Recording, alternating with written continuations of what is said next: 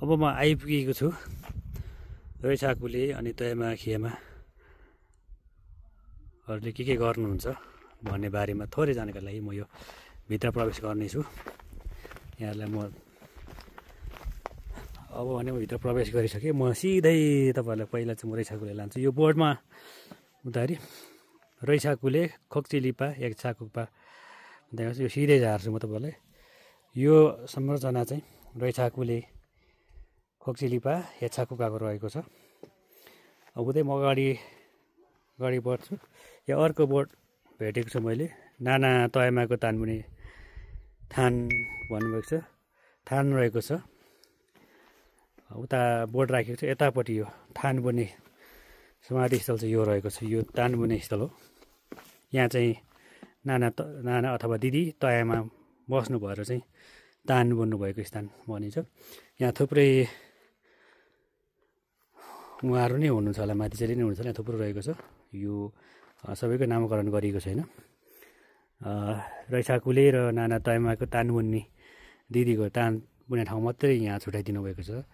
अब यो देउताहरू भनौँ, उहाँहरूको नाम के रहेछ समावेश छैन, त्यसो हुनाले मलाई पनि थाहा छैन। जति थाहा हुन्छ मैले यहाँ थाहा भएको त्यति देखाएर यहाँलाई जानकारी गराएँ। अब यो पछाडि सरर घुम्दै जाँदाखेरि यहाँ अर्को स्थल देखाउनु भएको छ। यहाँ के हुनुहुन्छ भन्दा तयमा खियामा भोलाकुसारी गर्ने स्थान। जस्तो अब हाम्रो घरमा चाहिँ दुःख सुख सबै भेला भएर दुःख सुखको कुराहरू कार्य गरिन्छ, त्यस्तै नै उहाँहरू पनि आफ्नो कामहरू सके पछाडि चाहिँ यो स्थानमा बसेर गफसफ आफ्नो भोलाकुसारी गर्ने ठाउँ भनेर भन्न खोजिएको छ। यस्तो रहेको छ यो।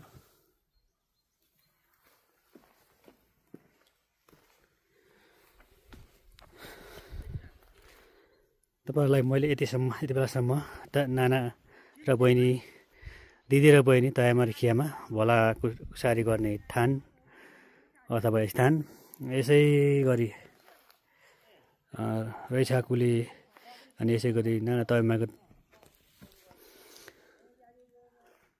तान बुने ठाउँ तपाईँहरूलाई मैले देखाएँ। अब अझै म यहाँबाट अगाडि बढ्नेछु। मेरो कतै नजानु होला, भिडियो हेरिरहनु होला। अब यहाँबाट चाहिँ म जानेछु तयमा खियामाको प्रतिमातर्फ जानेछु। अघि भर्खरै तपाईँहरूलाई मैले जानकारी गराएको रैछाकुलेको प्रतिमा भएको ठाउँ यो भित्र, अनि नाना तयमाका दिदीको के अरे तान बुन्ने ठाउँ, अनि यसै गरी उहाँहरू भोलाकुसारी गफसफ गर्ने ठाउँ देखेको ठाउँ यो हो। मैले माथिबाट भिडियो लिएको छु र त्यहाँबाट म थोरै माथि पदयात्रा गर्दै आइसकेको छु। यहाँ पर अब म यहाँ तपाईँहरूले भिडियोमा देखिसक्नु भएको छ, दिदी या बहिनीको प्रतिमा रहेको छ। केही समयमा म त्यहाँ पुग्नेछु, हेरिरहनु होला।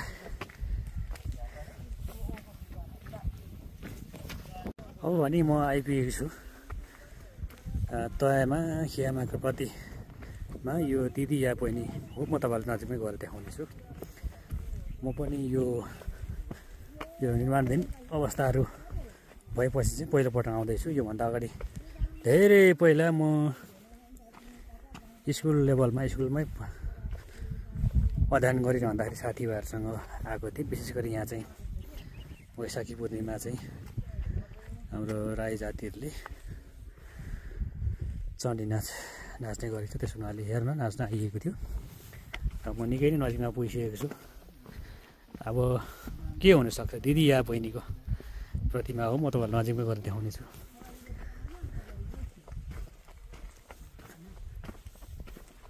ओहो, अहिले प्रस्ताव भयो यहाँ दिदी र बहिनी सँगै हुनुहुँदो रहेछ। यो प्रतिमा चाहिँ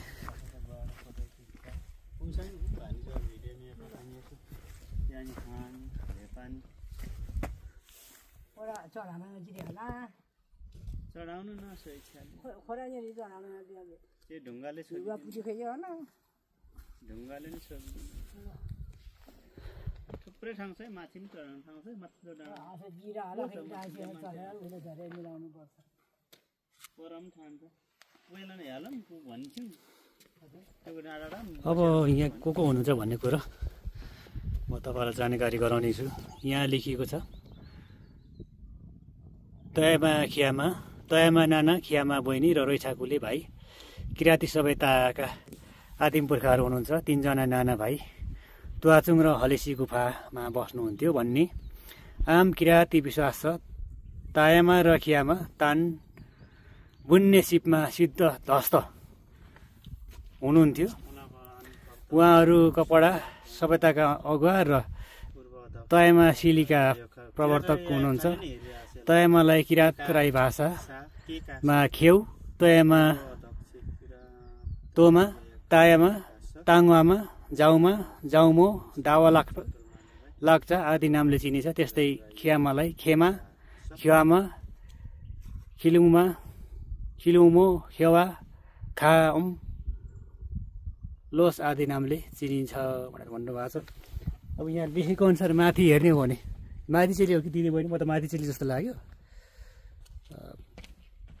नाना बहिनी पछाडि नाना हो र, तर पछाडिको त कस्तो छोरा मान्छे जस्तो बनाउनु भएको छ क्या। दिदी बहिनीको समाधि संरचना रहेको छ। तयामा नाना र खियामा बहिनीको, तयामा दिदी र यो तयामा दिदी खियामा बहिनीको समाधि संरचना रहेको छ।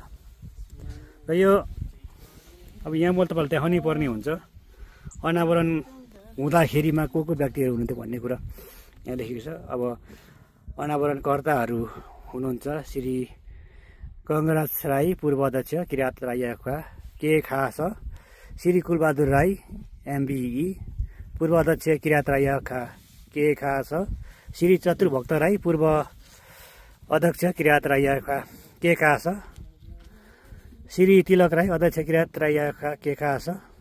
अनावरण मिति 2074 मङ्सिर 2 गते शनिबार यलम्बर सम्बत 5077 भनेको यो संरचनाहरू चाहिँ निर्माण सम्पन्न भएको मिति चाहिँ 2074 मङ्सिर 2 गते सम्पन्न भएर अनावरण भएको रहेछ। अनावरण भनेको देखाउने कार्य भएको।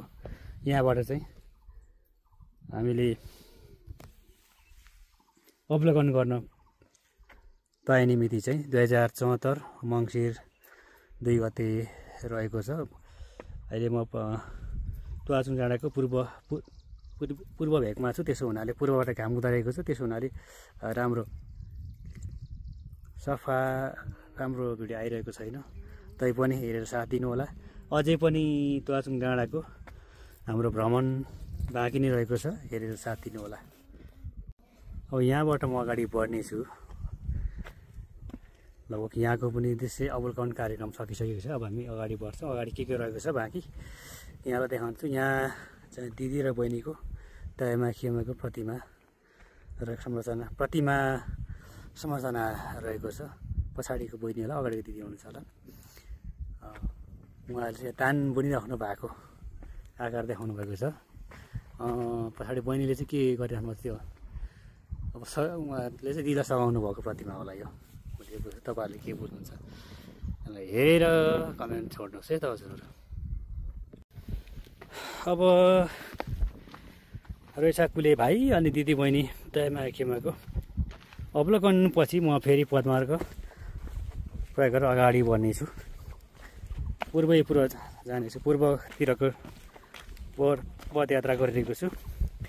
यहाँलाई यो भिडियो हेरेर कस्तो लाग्यो कमेन्टमा समावेश गर्नु होला। अनि यो भिडियोलाई सेयर पनि गर्नुहोस्, लाइक सब्सक्राइब सबै गर्नु होला। अब म भन्नेछु यो पदमार्ग प्रयोग गरेर पदयात्रा गर्नेछु, पैदल यात्रा गर्नेछु। थोरै तल झर्नुपर्छ, झरिसके पछाडि फेरि उकालो चढ्नु पर्ने हुन्छ। अहिले यात्रालाई प्रयोग गरेर तल झरिरहेको छु। तपाईँलाई यो पदयात्रा अलिकति भङ्गेर म लान्छु। यहाँनिर गुराँस, यस्तो राम्रो गुराँस फुलिरहेको छ। यहाँलाई मैले जुम्तानहरू पनि देखाउँछु। मजाको ग्रास फुलिरहेको छ, त्यो म अगाडि पनि देखाउँछु।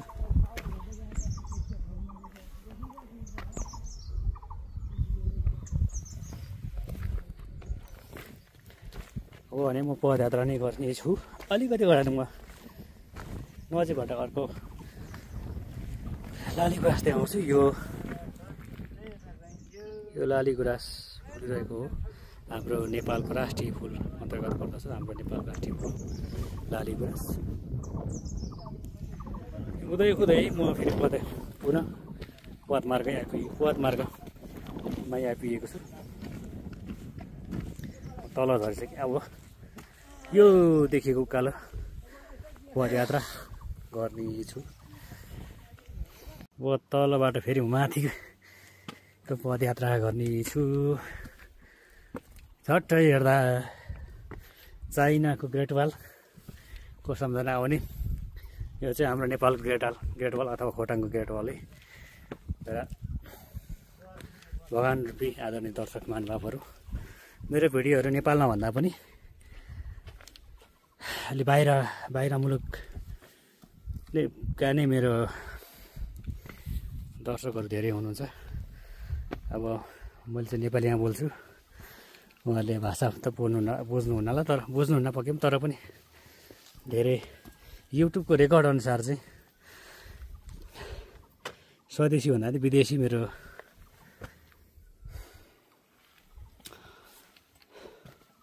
स्वदेशी भन्दा पनि विदेशी नै दर्शकहरू मेरो बढी धेरै हुनुहुन्छ। उहाँलाई पनि धेरै धेरै धन्यवाद भिडियो हेरिदिनु भएकोमा। अहिलेसम्म कुरा गर्ने भनेदेखि भिडियोको हेरेको रेकर्ड भ्युजको कुरा गर्ने भनेदेखि राम्रो आएको छ। अहिलेसम्म ठुलै मात्रामा मेरो भ्युजहरू गएको छ, तर एकमा अरू युट्युबमा हुनुपर्ने कुराहरू सब्सक्राइब अनि यसै गरी लाइक सेयरहरू त्यो एकदम कम भइरहेको छ।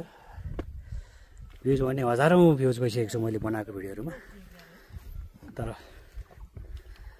सब्सक्राइब गरेर रोकिएको छ। कृपया त्यसो नगरिदिनु होला। भिडियो हेरेपछि चाहिँ सब्सक्राइब गर्न नभुल्नु होला। तपाईँहरूको सब्सक्राइब, लाइक, कमेन्टले युट्युबमा के हुन्छ नि त्यो गरिदिनुहुन्छ भने मलाई घुमफिर गर्ने भिडियो बनाउने ऊर्जाहरू थप प्रदान हुन्छ। मैले प्राप्त गर्दैछु हुनाले यहाँहरूले त्यो सब्सक्राइब, लाइक, सेयर, कमेन्ट युट्युबमा चाहिँ गर्नुपर्ने हुन्छ, त्यो गर्न नभुल्नु होला। मैले उकालो पदयात्रा गरिरहेको छु। हाम्रो मामाले ढुङ्गा अवलोकन गर्दै हुनुहुन्छ यहाँनिर। झट्टै हेर्दा कुर्सी जस्तो के रहेछ, नाम राख्नु भएको छैन, पछि नामको नाम समावेश गरिदिनुहुन्छ होला। अहिले नाम छैन। यो कुन के हो कसो भनेको चाहिँ भोलि पछि निर्माण सम्पन्न भइसके पछाडि चाहिँ नाम राखिएला, त्यो बेला फेरि म आउनेछु। अब म अगाडि बढ्नेछु।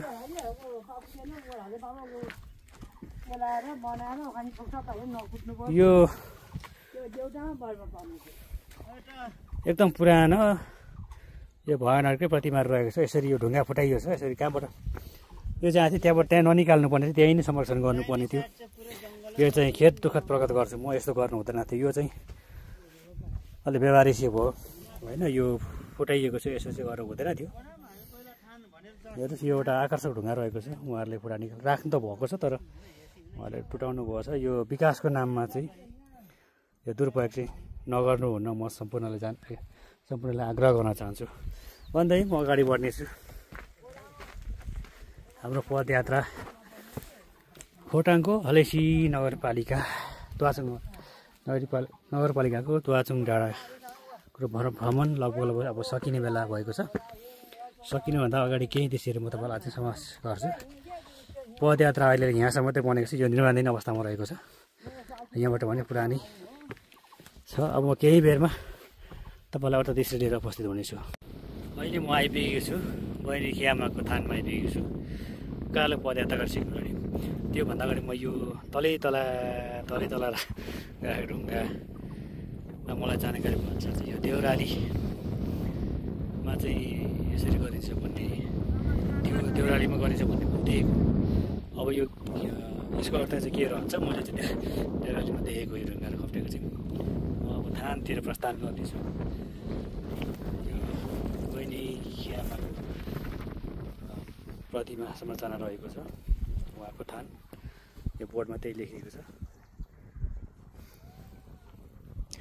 अब यस पश्चात म यहाँबाट अगाडि बढ्नेछु। यहाँनिर यो ढुङ्गाको सिधारी हेर्दाखेरि एकदम पुरानो ढुङ्गाहरू, एकदम यो यसमा केही दैविक शक्ति छ जस्तो लाग्ने कि मलाई हेर्दाखेरि। तपाईँहरूलाई कस्तो लाग्छ?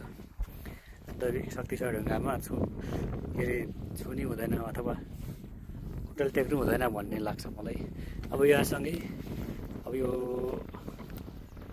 बहिनी आमाको थानदेखि अब तपाईँलाई अगाडि बढ्नेछ। यहाँ चाहिँ पदयात्रा छैन, यो पुरानै खालको पदयात्रा रहेको छ, वनमार्ग रहेको छ। यो निर्माणाधीन अवस्थामा रहेकोले गर्दाखेरि उता पनि बन्दैछ, यता पनि भविष्यमा बन्दैछ।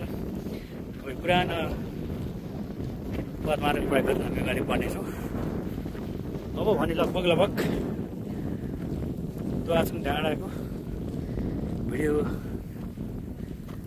दृश्यहरू खिचाइ क्रम सकिँदै गएको छ। अब यहाँ अगाडि म जाँदैछु, विशेष के रहेको छ यहाँहरूलाई त्यो प्रस्तुत गर्दैछु। भिडियो हेर्दै रहनु होला, कतै नजानु होला, भिडियो हेरेर साथ दिनु होला। अगाडि बढिरहेको छु। यहाँनिर यो चाहिँ हाम्रो बुद्ध धर्मावलम्बीहरूले चाहिँ के भन्छ ताग्नु भएको रहेछ, विशेष शक्ति होला यहाँनिर।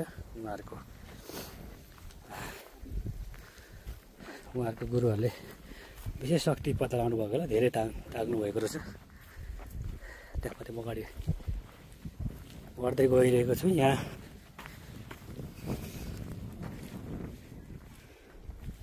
अब यस्तो रहेछ बहिनी आमाको तानबुने थान। अघि सुरुमा देखाएको थिएँ मैले दिदी तयमाको तानबुने थान पर रहेको थियो भने बहिनीको यहाँ वरो डाँडामा रहेछ। दिदी बहिनी धेरै टाढो नै तान चाहिँ बुन्ने गर्नु हुँदो रहेछ। यो ठाउँ चाहिँ बहिनी आमाले तान बुन्नु भएको स्थान हो। उहाँले बस्नुभएको, उहाँले प्रयोग गर्नुभएको यो शिलापत्थर रहेको छ। विशेष गरी अब यहाँदेखि म ओह्रालो झर्नेछु। यो पुरानै पदमार्ग रहेको छ। अब यहाँ पर एउटा टावर रहेको छ। यो टावर के को टावर, फोन त टावर के होला त, के को टावर थाहा छैन। अब यहाँबाट चाहिँ हाम्रो पूर्वको भ्रमण सकिएको चाहिँ हामी फेरि पुनः पश्चिम नै लाग्नेछौँ। आदरणीय दर्शकबिन, यो अहिले मैले पदयात्रा गरेको पदमार्ग हो। झट्ट हेर्दा चाइनाको ग्रेट वाललाई सम्झना दिने यो पदमार्ग बनिरहेको छ। यो कहाँ भन्नुहुन्छ भने खोटाङको हलेसी दुवाचुङ नगरपालिका स्थित पर्दछ। आदरणीय दर्शकबिन, यिनै गतिविधिसहित आजलाई भने म बिदा मागेर तपाईँहरू समक्ष छुट्टिने समय भइसकेको छ। यति जेलसम्म मेरो भिडियो हेरेर साथ दिनुभयो, त्यसको लागि धेरै धेरै धन्यवाद दिँदै तपाईँहरूले गर्नुपर्ने कार्यहरू लाइक, सेयर, कमेन्ट, सब्सक्राइब के रहेको छ सबै गरिदिनु होला भन्दै मेरो अन्तिम अनुरोध यहाँ समक्ष राख्दै आजलाई भने म बिदा हुन चाहन्छु। र फेरि अर्को भिडियोमा यस्तै नै रमाइलो दृश्य लिएर तपाईँहरूमा उपस्थित हुनेछु। तबसम्मका लागि म बिदा चाहन्छु। हस्त, नमस्ते, धन्यवाद।